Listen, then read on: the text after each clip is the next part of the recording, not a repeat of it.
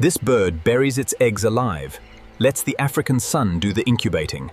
When danger comes, it buries its chicks too. It has no nest, no shelter, nothing. And it walks inside the open mouth of a Nile crocodile. This is the Egyptian plover, and you have never seen anything like this.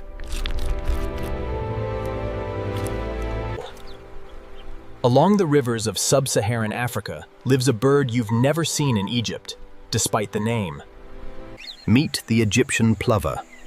Barely the size of a starling, black, white, and burnt orange. It has one of the most bizarre survival strategies on Earth. It doesn't just protect its young, it buries them. And that's not even the strangest part. Every January, along Africa's tropical rivers, something shifts. Two Egyptian plovers find each other, and they mate for life. But this is no tender love story. It's a precision partnership. Both parents share every duty, equally, no exceptions. And it all starts with the most minimal nest you've ever seen. If you can even call it a nest.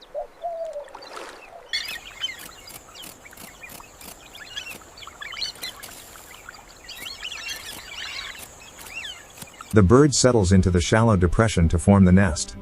The plover lowers its body onto the freshly cleared spot of sand, resting peacefully. Most birds spend days building nests. The Egyptian plover spends about 30 seconds. It presses its body into loose river sand and rotates, that's it. Just a shallow scrape on a riverine sandbar, exposed to sun, wind, and predators. Scientists call it a nest. But how can something this simple actually work?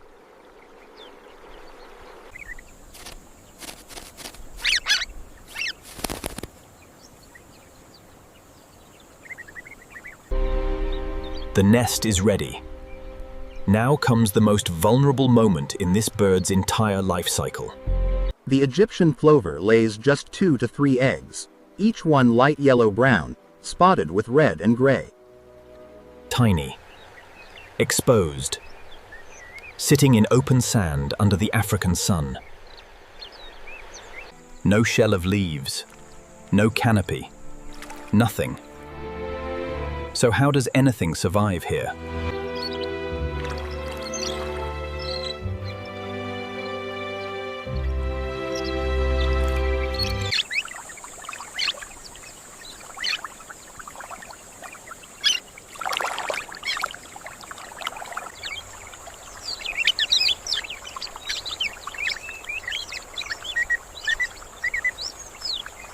Here is where everything changes. Most birds sit on their eggs to keep them warm. The Egyptian plover does the opposite. It buries them, pushes sand over the eggs with its bill, and walks away. The sun does the incubating. 28 to 31 days, powered entirely by African heat. But what happens when that heat becomes too much?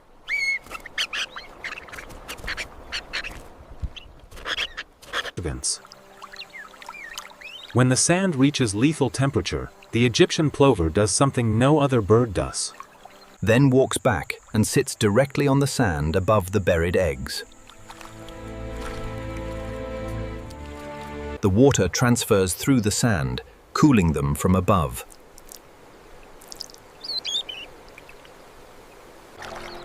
This bird isn't just a parent, it's a living air conditioner.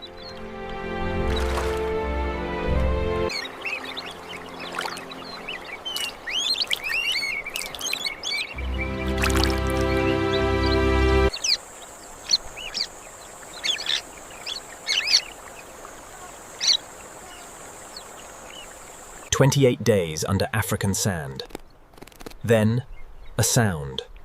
A tiny tap from inside the shell. The Egyptian plover chick breaks through on its own. Fully formed, eyes open.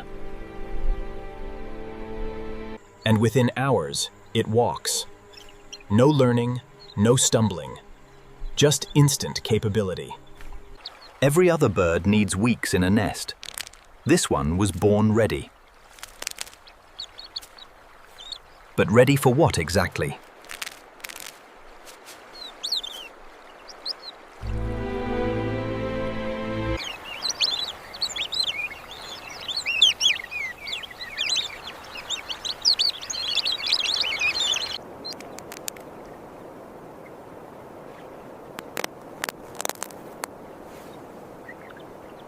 The chicks are out, and from this moment, every single day changes them.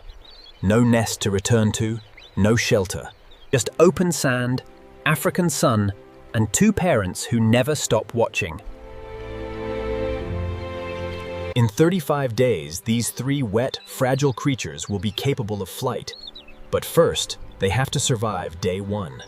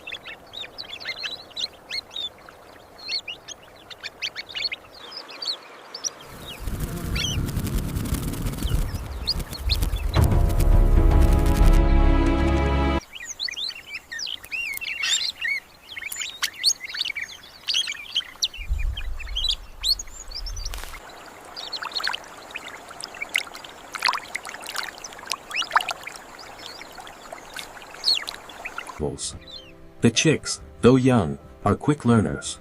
Under the watchful eyes of their parents, they search for sustenance.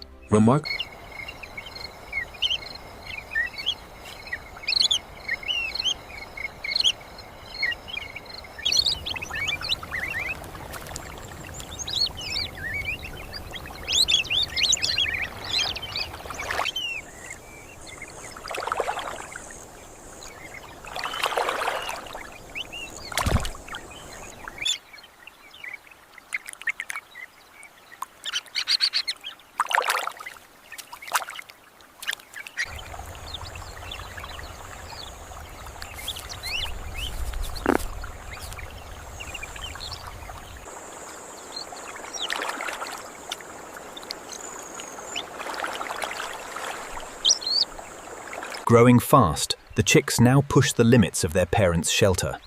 But on the sun-baked bank, shade is a matter of survival.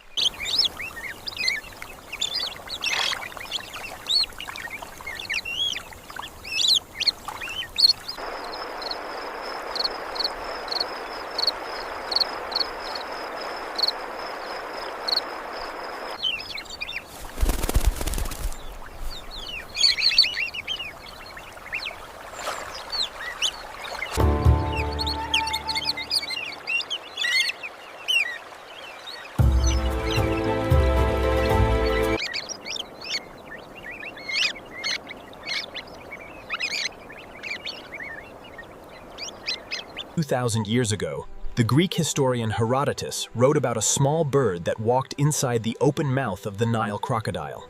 Picking parasites, cleaning teeth. The crocodile perfectly still. The bird, fearless. Scientists still debate whether this is real. But locals along African rivers have watched it happen for generations. Make of that what you will.